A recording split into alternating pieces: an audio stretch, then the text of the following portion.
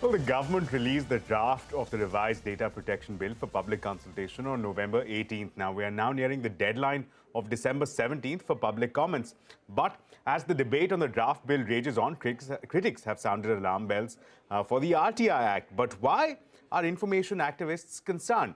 Well, they are citing portions of the draft data protection bill, which they believe will dilute the RTI Act. In fact, the draft bill proposes an amendment that bars release of any personal information about public servants or elected leaders, including their assets, service records, or even disciplinary action that may have been initiated. But first, before we come to that, here is Nandan Nilekani, the brains behind the Aadhaar regime, as well as the key architect of the Digital India mission, supporting the new data protection bill in an exclusive conversation with CNBC-TV18. The earlier draft, because there's so many suggestions, it had become bulkier and bulkier, and it had so many clauses. Yeah. And I think they decided, rather than take that, they said, let's take that learning, come back with a much more succinct and much more thoughtful version. I think this is the right approach. Get a good framework law in place, and then as you go forward, either through regulation or other subsidiary legislation, you can add more things. Well, we'll get you more of that exclusive conversation with Nandan Nilekani later on the broadcast. But for now, let's go across to Mr. Yashovardhan Azad, former Information Commissioner, as well as former IPS officer, who is joining us today. Mr. Azad, thank you so much for taking our time to speak to us on CNBC TV18. First question, as you heard Mr. Nandan Nilekani, this is a bill that, in fact, is simple, is uncomplicated. That's the government's pitch, that the earlier version had 90 sections. This one is shortened down to 30. It is innovation-friendly. That's the story that the government is trying to put forth. Your narrative, however, is a bit different. Tell us, from your experience as a CIC, as an Information Commissioner, what is your key takeaway when you look at this draft bill out for public consultation? Well, let me say at the very outset, of course, there are some welcome features.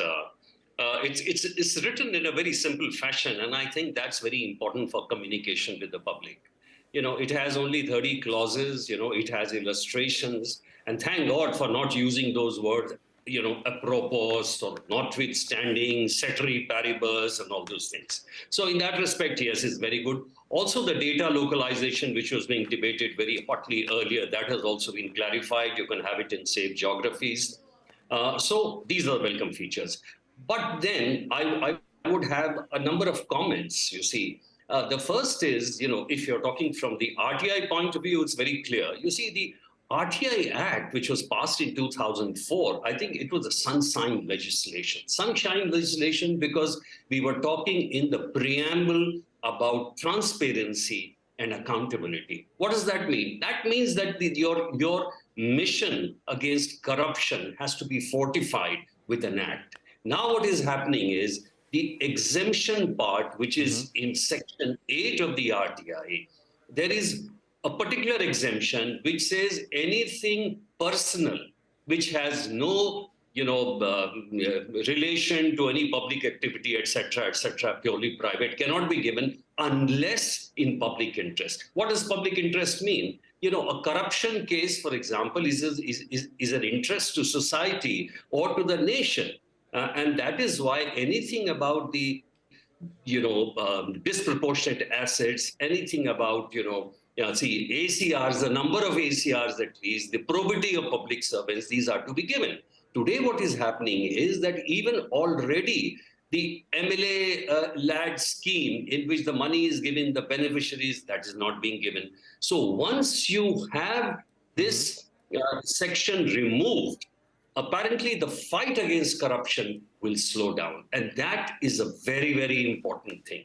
Secondly, it says that it will override any other act. Now, if it overrides the Right to Information Act, then it's going to be a serious problem. So I think on these two counts, the agitators are rightly agitated, and especially activists of the RTI. But I have a number of other suggestions also. For example, if you have such an important bill which is coming up, which is going to be enacted as a legislation, then in the bill itself, you should give the nature of the constitution of the Data Protection Board. Mind you, all over the world, the terminology is being used what? It's called Data Protection Authority. Because authority designates a kind of a status arrogated to that board. Now, once you make it a board, it looks like another executive body.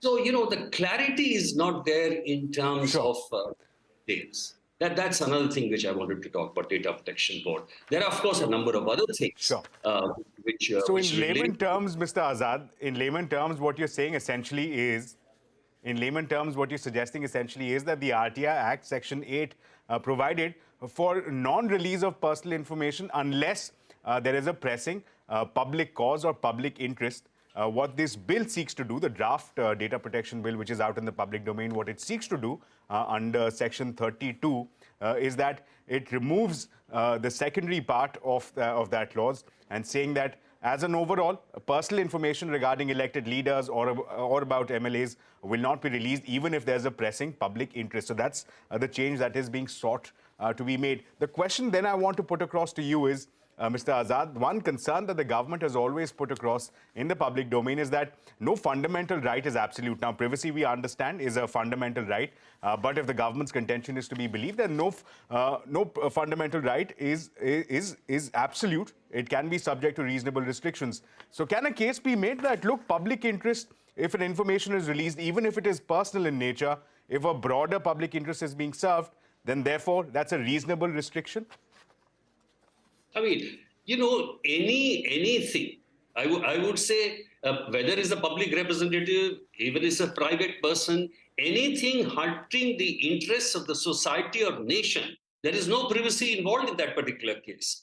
A corrupt man, a criminal man, doesn't have any privacy because it is hurting the society, and the society needs to know what is the hurt cause. That's exactly the whole basis of this privacy scheme or any other scheme.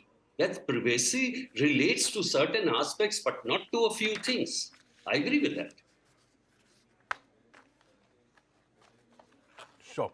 So then let me ask you a supplementary question. What is the takeaway from this? Assuming that this draft bill does in fact meet the ends of the parliamentary legislative process and is finally passed, what does that result in? Does that mean that citizens will no longer have access to data such as private assets of elected leaders or representatives of public servants? Will they not have access to complaints or assets or disciplinary action? What does it mean for the layman, for an RTI applicant? You see, for a layman, let me tell you that even now, some of the information which needs to be in the public domain is being denied. As I told you, the beneficiaries in the MLA lad scheme or MP lad scheme are being denied. Of the PM fund, it's being denied. Even the ACRs of the IS officers was denied by the Department of Personnel. So what will happen now is that, as it is, the income tax returns, etc., are not allowed. Fine. Suppose that is supposed to be in the personal domain completely. But when it's a corruption case and you're talking, and the maximum focus in a democracy is on the probity of, public servants. So if it's a case of disproportionate assets, and if there is an inquiry and people want to know the details, there'll be no details coming out. In fact, there'll be no details coming out of anything at all, which is going to be a great damage, not only on the right to information, but to our democracy.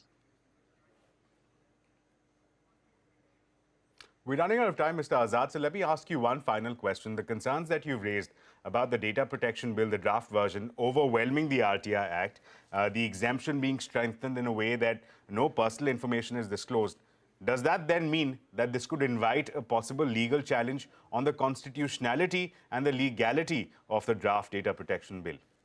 Yes, you raised a very important point. The Puttaswamy judgment, and on the basis of which the Sri Krishna Committee report had formed sent a draft bill earlier. I mean, we were talking about the legality of anything, which interferes with privacy, the proportionality, and the time limit.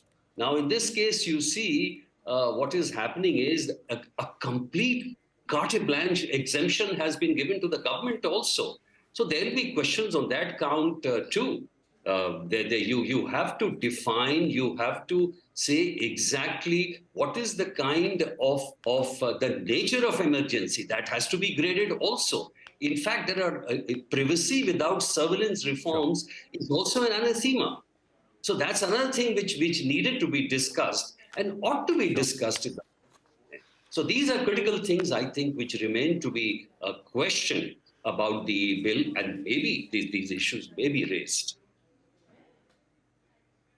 Sure. Right, Mr. Azad. Interesting comments, those, and it's interesting that it seems to coincide with the views that have been expressed by Justice Sri Krishna himself, who was, of course, the architect of version 1 of the data protection bill. He, too, red flagged issues of what he called was a blank check to the government in terms of exemptions and little or no clarity about the structure and the composition of the Data Protection Board, which could possibly invite challenges. But that's unfortunately all the time that we have for Mr. Azad. We'd like to thank you once again for taking your time out and for sharing your perspective. But with that, it's time now to head into a very short break. But coming up next, an interview, an exclusive conversation with Nandan Nilekani on the IT industry, startups, digital rupee, and lots more. Stay tuned.